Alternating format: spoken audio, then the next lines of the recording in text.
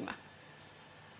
Erokamano Sharon, nyoro nya sendiko sama nya prepare monda be a studio as a researcher. Nya neno it's 73%. That is mano pinj maluar. Ka 27% kende emanyalo ngima, meaning the middle class and the rich are on that. So the poor 73%. 73%. To Sharon sani kata kidhi street ineno joma in the streets. To promises one tutajenga, tutafanya, tumebomoa, The problem that this government is doing is that it does not listen. Mwai Kibaki, when he came to power, no yudoka economy is zero.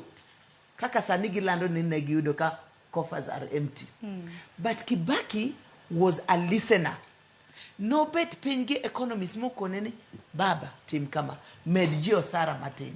Ineno ki medam Sara kata kigolo taxes kuma abu bet maber nikech ntie gimo obedo increased a salary mara.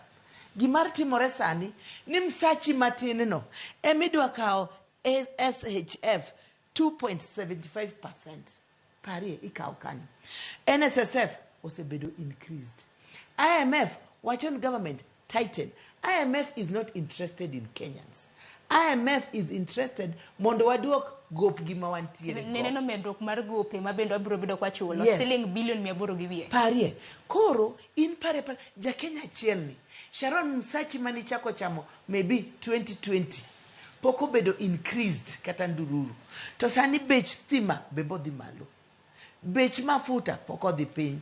Bech mogo wan wamor wan joka nyanam. Wanyaloga dhi dala mwayud goro mek oduma mwajiuti. To pari ngat ma onge dala ne en shamba la mawe miluongo ni Nairobi.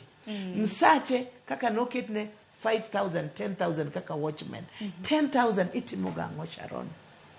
So the government has to think how far.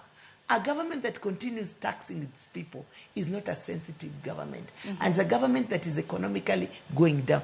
And 87%, there's